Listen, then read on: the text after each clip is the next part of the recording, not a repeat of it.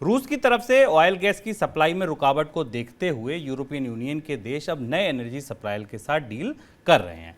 इसी के तहत यूरोपियन यूनियन ने अब खाड़ी देशों के संगठन जीसीसी के साथ रणनीतिक साझेदारी को मंजूरी दी है।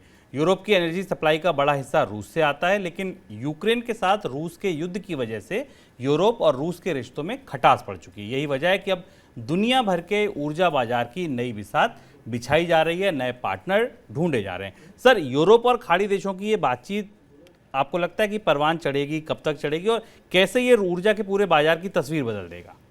शुभम, ऊर्जा के बाजार की पूरी तस्वीर बदल रही है और हमने शायद अपने इकोनॉमिकम में इस पर चर्चा की थी कि कैसे यूरोप रूस के हमले के बाद, यूक्रेन पर हमले के बाद गल्फ देशों के सामने जाकर खड़ा हो गया है और वहाँ से रणनीतिक भागीदारी की तैयारी कर रहा है। इसकी शुरुआत जर्मनी और कतर के बीच संधि से हुई थी, जो मई में हुई थी।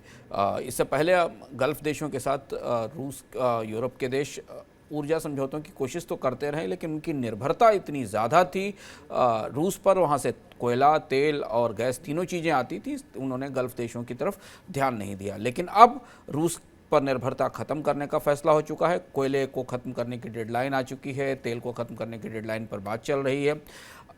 रशिया ने अपने गैस की आपूर्ति कम करनी शुरू कर दी है और इसलिए गल्फ कोऑपरेशन काउंसिल के साथ यूरोपीय समुदाय सामूहिक रूप से एक बड़े समझौते की तरफ बढ़ रहा है। ब्रसेल्स में मीटिंग हुई चल रही है पिछले कई दिनों से और अब उस नई मीटिंग्स का जो मजमून निकल कर हमारे सामने आया है, जैसा हमको सूत्र बता रहे हैं, उस हिसाब से ऊर्जा के साथ कई और ऐसे क्षेत्र हैं जहां यूरोपीय समुदाय और खाड़ी देशों के बीच एक सहमति बनेगी।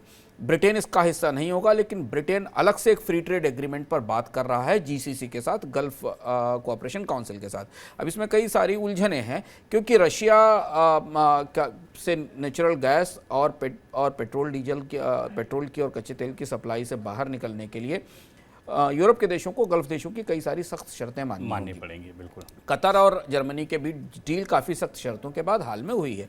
दूसरी महत्वपूर्ण चीज़ यह है कि यूरोप के सारे देश फॉसिल फ्यूल पर निर्भर हैं, गल्फ के सारे देश फॉसिल फ्यूल पर निर्भर हैं और यूरोप के देशों को नए इन्वायरमेंटल रूल के तहत धीमे धीमे अपने आप को बाहर निकालना था फॉसिल फ्यूल से और पर्यावरण की दृष्टि से सुरक्षित ऊर्जा बनानी थी। उसमें कितना महत्वपूर्ण योगदान गल्फ के देश कर सकेंगे? क्या ऊर्जा के संकट से निपटने के लिए यूरोप अपना पर्यावरण को बेहतर बनाने का और पर्यावरण की दृष्टि से सुरक्षित ऊर्जा का प्लान पीछे छोड़ देगा? एक बड़ा सवाल ये है।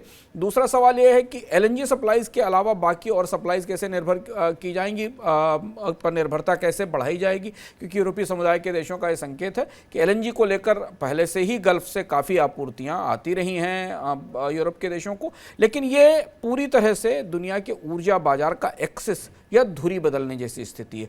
दुनिया के सबसे समृद्ध और अमीर देश जो यूरोप की तरफ मुखातिब थे, अब वो खाड़ी और मध्य पूर्व की तरफ मुखातिब हो रहे हैं और ये वो समझौता इसकी शुरुआत है जिस पर सहमति गल्फ कोऑपरेशन काउंसिल और यूरोपीय समुदाय के बीच में बनी है।